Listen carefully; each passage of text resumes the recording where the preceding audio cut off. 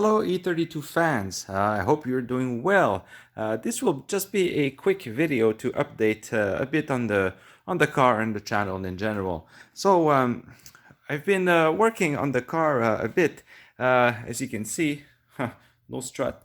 First of all, I looked at the timing because I really want to get to the bottom of the hunting idle that I get while the car is running. Many of you said the same thing with your 735 or other cars with the M30 engine. I think one viewer also had an E24 6 series, which also had a hunting idle that he could not resolve. So it seems to be a wide issue, a common issue, and I decided to look at the timing because I never really took a deep look at it. So I removed the upper timing cover to see if my timing was okay, and according to specifications, this dowel here, well, when the engine is at the top dead center, which is, let me try to show you. So basically, when this mark on the harmonic balancer is aligned with the notch on the lower timing cover, this is when you know you're at top dead center. But you might be 180 degrees out, so you have to check for that. But yeah, so when you are at TDC, the dowel here on the sprocket over here, the dowel here on the sprocket should be at 7 o'clock, and it is. And these two bolts should be aligned horizontally with the block, and they are. So it appears that the timing is correct on my car. So now I have to bolt everything back together and look at other avenues and try other things because it's not the timing, and I don't think it's the valve adjustment either, because I did two valve adjustments. Although, you know, I'm not an expert, and it was my first time when I did my first valve adjustment. I had never done it. The second time went better.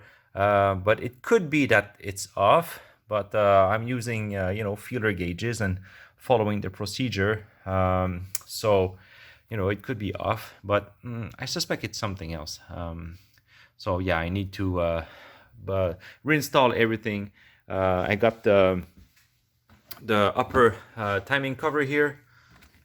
It's all cleaned up and ready to go. I had to remove a lot of gasket material, so I got two new gaskets on order from BMW, as well as the sort of bearing here, the seal for the camshaft.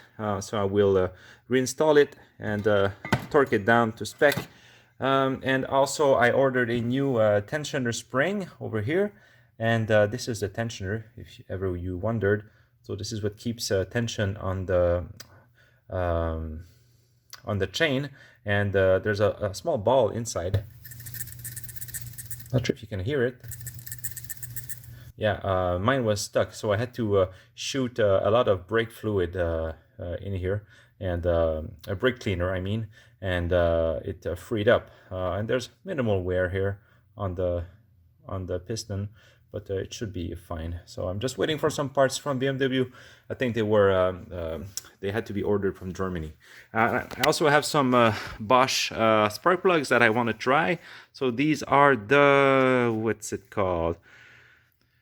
Okay, so it's WR8LC Plus, number 7909 from Bosch, made in Russia, of all places. Yeah, kind of weird these days. Anyway, so yeah, I want to try these to see if they will be better than the NGKs I'm using. So yeah, board testing. I got my exhaust pipes here, not reinstalled yet. Yeah, so that's it for the engine compartment. So yeah, I'm just trying to pinpoint my hunting idle, but yeah, it's taking a long time. And in terms of new parts, I will go over the list of everything I replaced related to the drivetrain, and what could, I think, affect the idle. But keep in mind that I did not replace all these parts just to fix the idle. It was more just you know, preventative maintenance, and to make the car super reliable and without any trouble for many years to come. So this is more the mindset. It was not to fix this problem specifically, but I would have hoped that some of these parts would have helped. So let's go over the parts, and you'll see there's a lot of them. Okay, so I replaced the air filter, also changed the engine oil and the oil filter as well. I changed the fluid inside the power steering reservoir over here for the proper Pentasyn fluid. I changed the spark plugs for NGKs, and I gapped them several times just to try different gaps. Nothing helped. New spark plug wires, so these are Carline or Carlin units with Bremy boots, and this is the genuine BMW casing, by the way, when you buy these spark plug wires. Also new ignition coil over here from Bosch, new distributor cap here at the bottom, and new rotor from Bremy. New crankshaft position sensor, Bosch, new Continental drive belts at the front, new vacuum hoses all around. So all this is a nice soft rubber everywhere. So over here, and it's all hooked up correctly. I adjusted the valves twice. Also new Corteco engine mounts at the front, new BMW transmission mounts at the back, new Bosch fuel pump, new original equipment VDO fuel sending unit, new fuel filter from Bosch, all new Bosch fuel injectors as well, all new BMW fuel hoses and clamps, new 3-bar fuel pressure regulator over here by Pureberg, which is the OE. New coolant temperature sensor from Bosch. These are 2 units over here. What else? New Bosch O2 sensor, new throttle body, gasket, and I also cleaned the throttle body, the plate and everything. It's nice and clean. New transmission oil changed with a new filter from Mahle. New engine boots, so this is all new rubber over here, new clamps. This pipe here is new from BMW. There's another pipe that goes here which is brand new as well.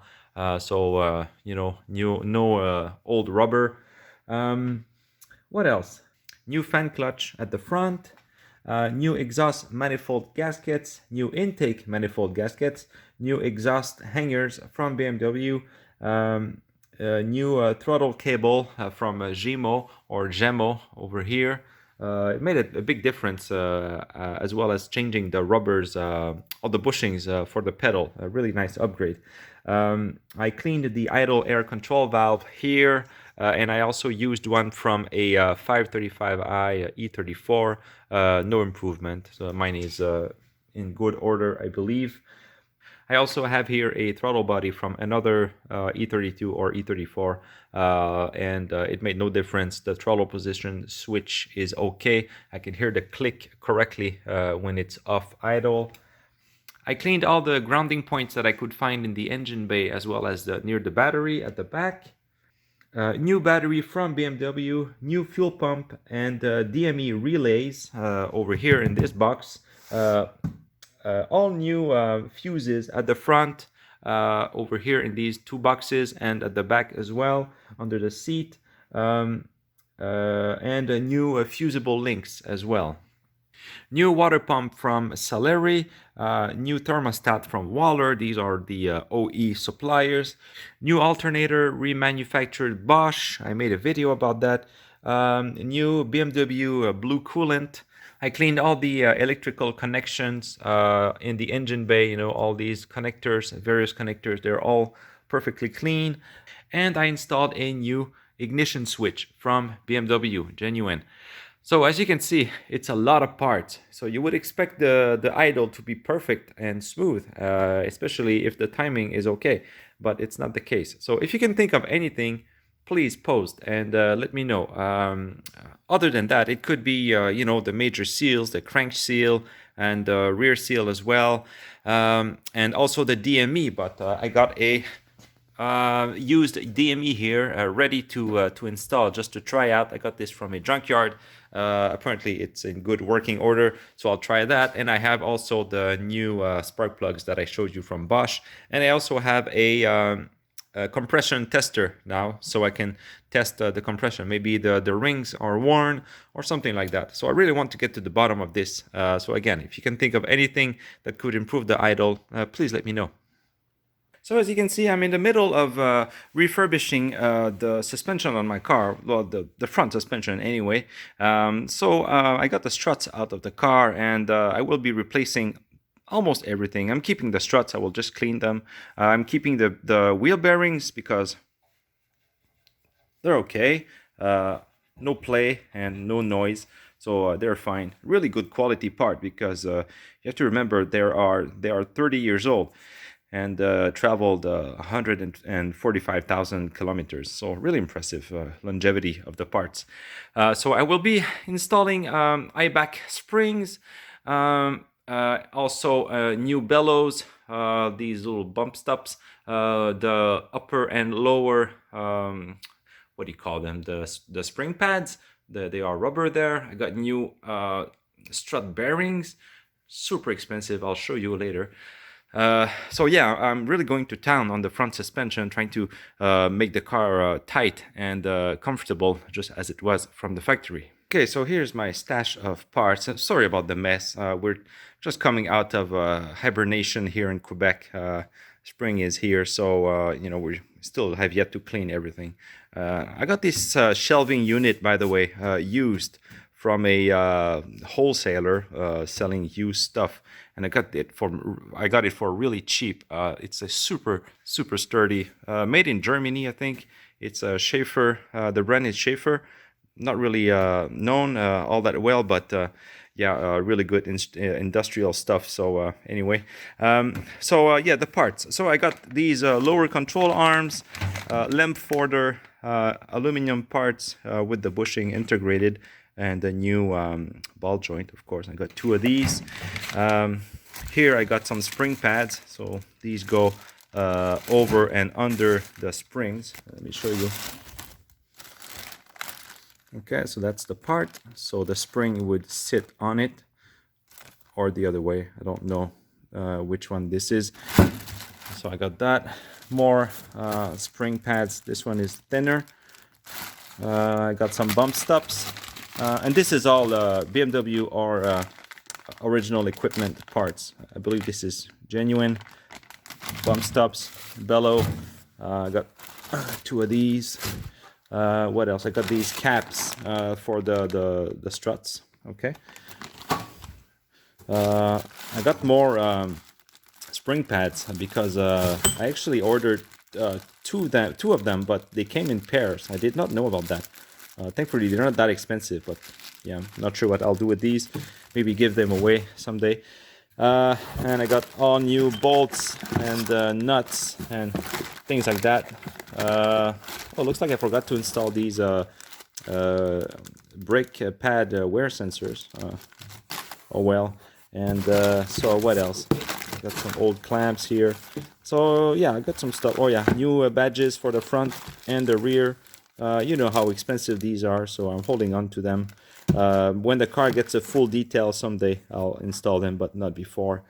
Oh yeah, and these are the strut bearings I was talking about.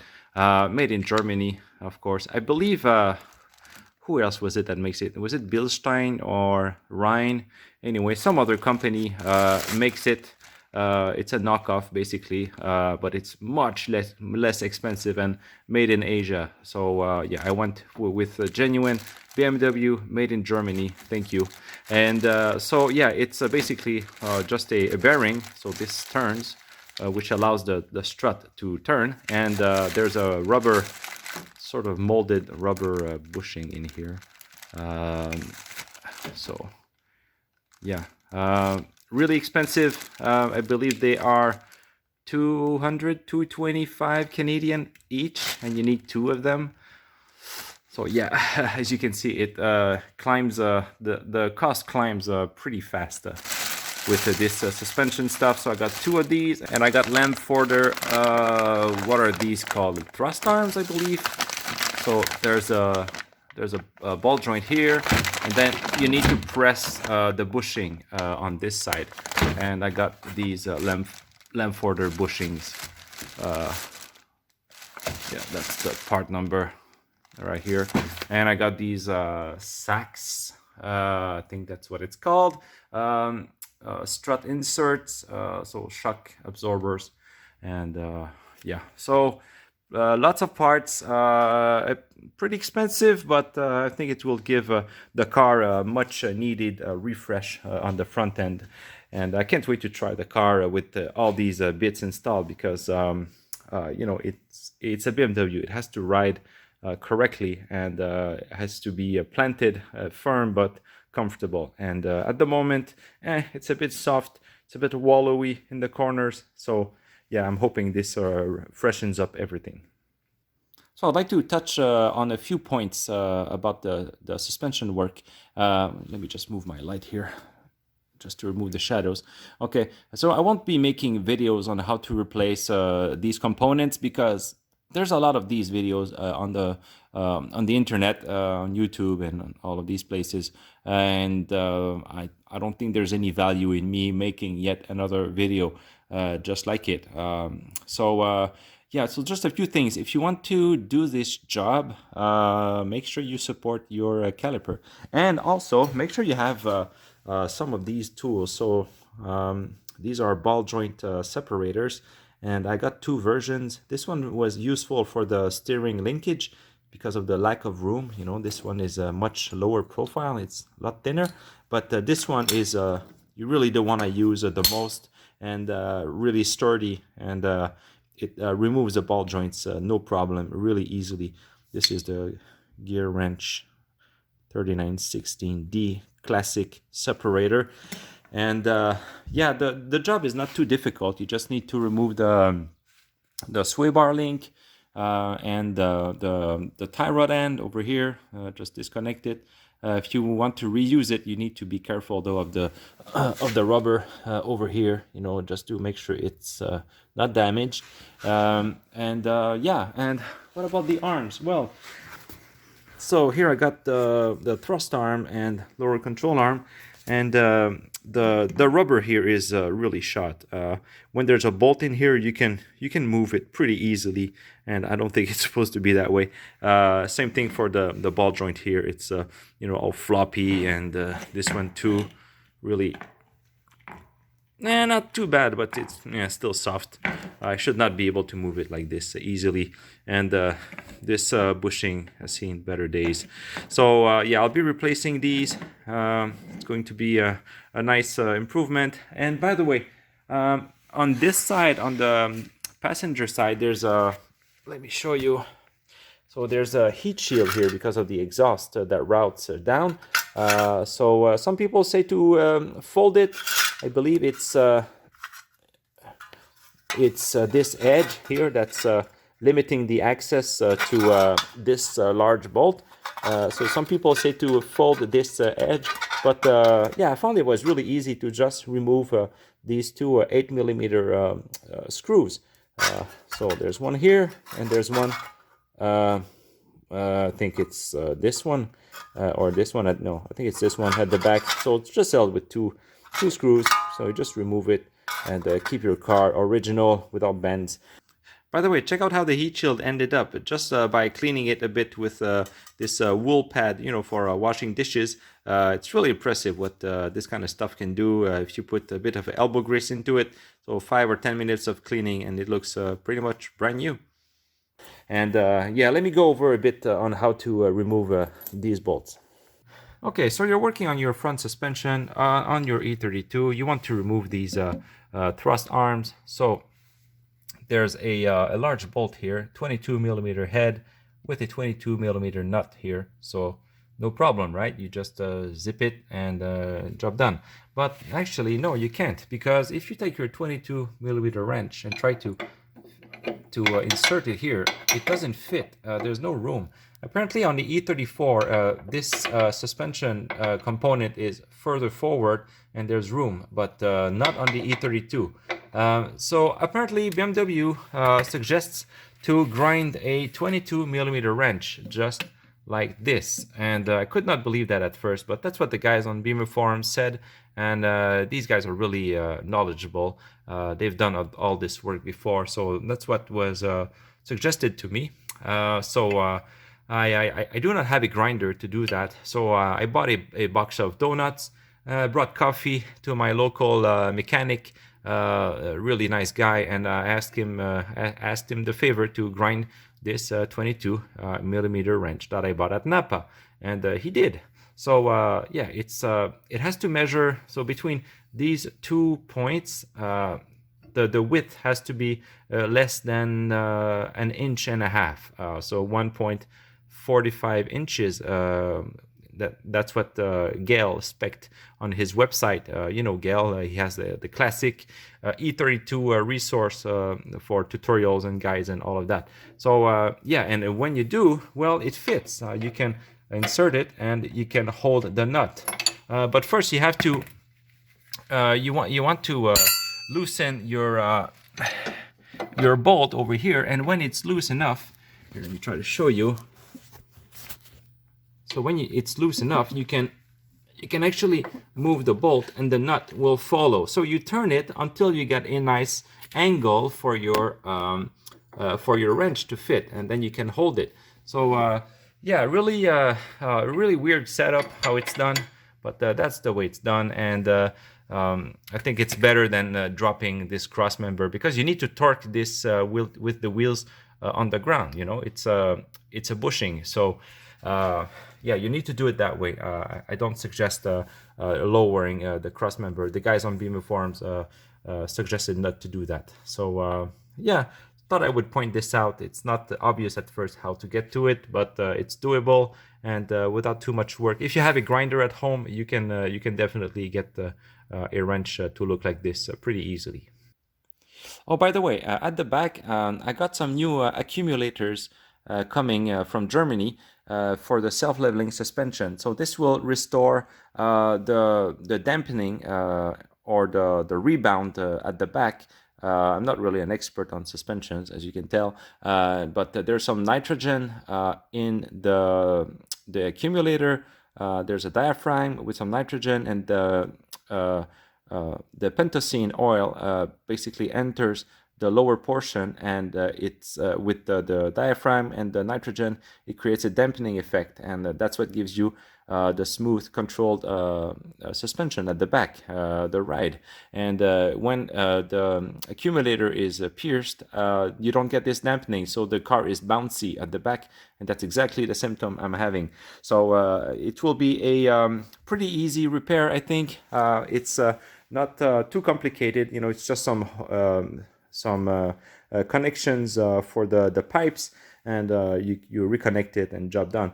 So yeah, I'll hopefully show it in the future when it comes, but it will take a while because you know, Germany is not next door.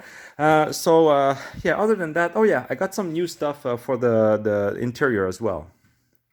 Okay, so now a bit of fun stuff inside the car. So as you know, I'm more of a mechanical kind of guy. I want to get my car running perfectly before spending much time inside the car. So it would not be a surprise to you to know that I did not clean the interior of the car once since I've had it. And I've had it for 3 years now, I think. It's just not my priority. I want to get the car running right. Then after I can look at, you know, the leather and the carpet and all of that stuff. But yeah, I still got some useful items. So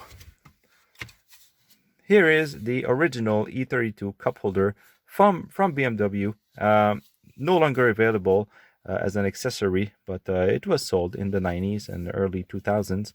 And yeah, you use it to hold your drinks. So there's a slot there, and you just insert it like this. So yeah, so now you can, well, I don't have any drinks, so I just got some brake clean. So let me put this brake clean here, and this can of PB blaster. So yeah, it works pretty well for these cans at least, and yeah, it would be floppy, I think, but you know, it's better than having your Tim Hortons tray at the bottom here like I do, and having your coffee fall over, and so that's no fun.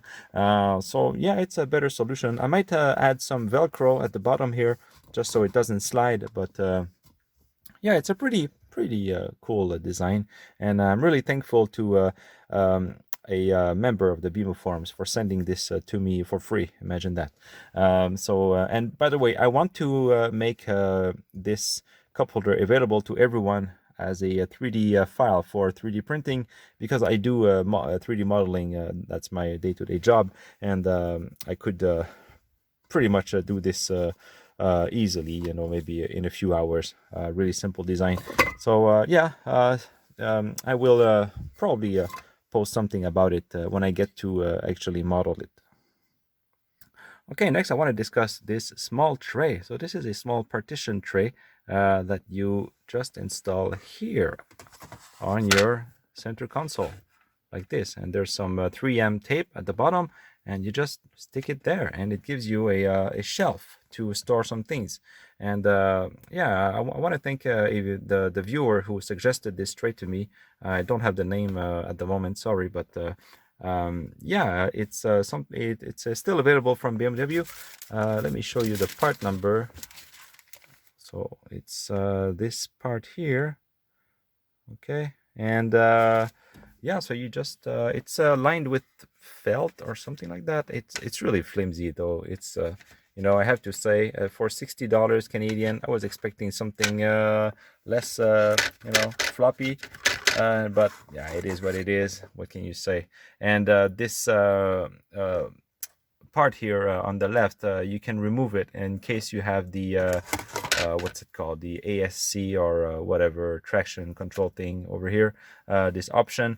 So yeah, you can remove it and still make the tray fit. So I thought that was a really handy solution. So let me grab my I got my garage opener here from the 90s. I gotta love that. And yeah, so it'll just fit here. I used to put it here at the back, and it just you know, flopped all over the place on this plastic. But yeah, now it will be, I guess, less noisy, just a bit less anyway. So yeah, just a bit of improvement on this old interior. Okay, so again, thanks for watching. Really appreciate all your comments and the interaction I have with you guys. And you know, I can't believe people find this old car interesting, but yeah, I'm really happy to share it with you. If you have any more suggestions for content or any useful things for the inside, also just let me know. And by the way, I will be sending these struts to my mechanic. I don't have a spring compressor, and these things really scare me because I have a family to support. I don't want to die while you know, working on my car. So I'll just send these with all the parts to my mechanic. He will assemble all the parts, and then I can just take the struts, install them in the car, and not die in the process. So again, thanks for watching, and I will give you an update as soon as I have the springs installed to show you the ride height at the front with the iBike springs. I'm really excited to show you that. So yeah, stay tuned, and I will see you soon.